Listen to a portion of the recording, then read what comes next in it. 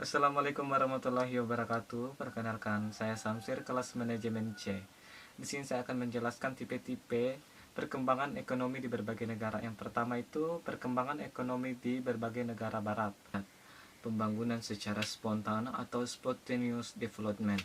Keadaan yang statis pada abad pertengahan disebabkan oleh faktor-faktor non-ekonomis, dan faktor-faktor tersebut diantaranya yaitu akumulasi kapital yang didasarkan atas pinjaman yang berbunga terlarang karena alasan agama dan pinjaman yang hanya untuk konsumsi bukan produksi.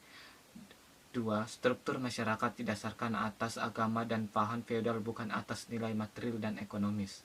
Dan yang terakhir, 3. Produksi dibatasi dan diatur yang berhubungan dengan kualitas dan harga, yang disebabkan karena konsumen masih bersifat lokal dan tidak cukup tersedia transportasi.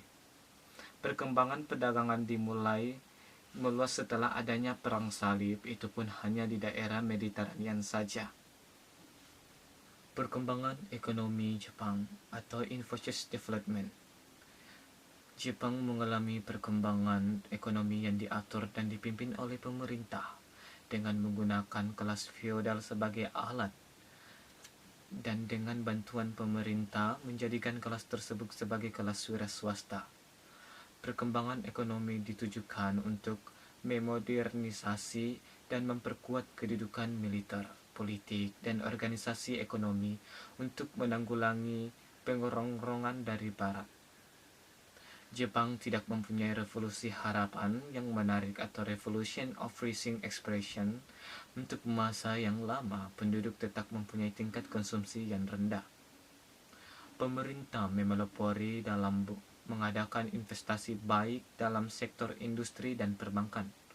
Pajak-pajak sangat mendorong untuk mengerjakan tanah secara efisien, dan ternyata produksi pertanian menanjak dari tahun 1773 sampai 190.000.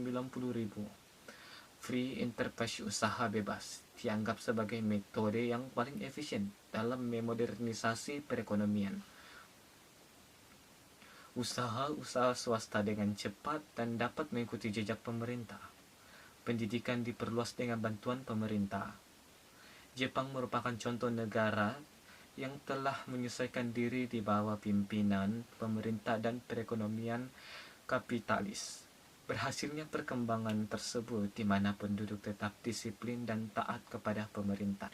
Perkembangan ekonomi Rusia, pembangunan dipaksakan atau forced development. Perkembangan ekonomi Eropa dan Jepang pada dasarnya mempunyai kesamaan, yaitu keduanya berdasar pada perusahaan swasta dan milik swasta. Hal itu berbeda dengan perkembangan ekonomi Rusia yang didasarkan pada pemilikan dan pengawasan pemerintah seluruhnya.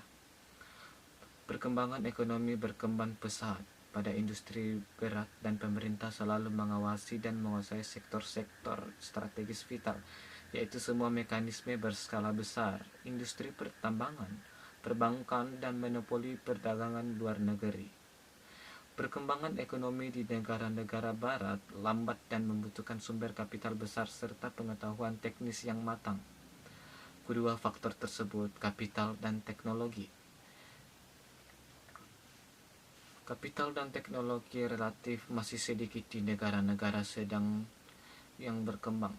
Perkembangan di Jepang lebih cepat karena semangat kebangsaannya, dan semangat tersebut terdapat pula di negara-negara yang akan berkembang. Tetapi metode yang diterapkan, yaitu dengan mengeksploitasi golongan yang berpendapatan rendah, tidaklah dapat digunakan di negara-negara yang sedang berkembang. Sedangkan di Rusia, perkembangan yang pesat di sektor industri berat terutama dicapai dengan penekanan tingkat konsumsi dan sangat tidak cocok diterapkan di negara sedang berkembang. Perkembangan ekonomi NSB, negara yang sedang berkembang.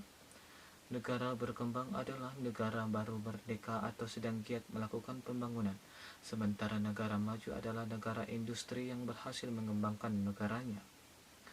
Dalam perjalanannya, perkembangan ekonomi suatu negara bergantung pada 4 sektor, yaitu sumber daya manusia, sumber daya alam, pembentukan modal, dan tingkat teknologi. Berikut pembahasan tentang 4 sektor tersebut. Pertama, sumber daya manusia. Individu produktif yang menjadi penggerak dalam suatu organisasi, baik institusi maupun perusahaan, memiliki fungsi sebagai aset yang harus dilatih dan dikembangkan. Beberapa aset yang diperoleh dari sumber daya manusia seperti keahlian, kekuatan, pola pikir, dan manajerial. Sumber daya alam. Sumber daya alam merujuk pada segala sesuatu yang berasal dari alam dan dapat digunakan untuk memenuhi kebutuhan manusia. Contoh sumber daya alam adalah pertambangan, pertanian, industri, dan perikanan. Pembentukan modal. Pembentukan modal merupakan aktivitas masyarakat yang menggunakan sebagian produksinya untuk pembuatan barang modal, bukan hanya untuk pemenuhan kebutuhan dan konsumsi. Misalnya perkebunan kelapa sawit tidak hanya menyediakan minyak mentah, tapi juga minyak goreng.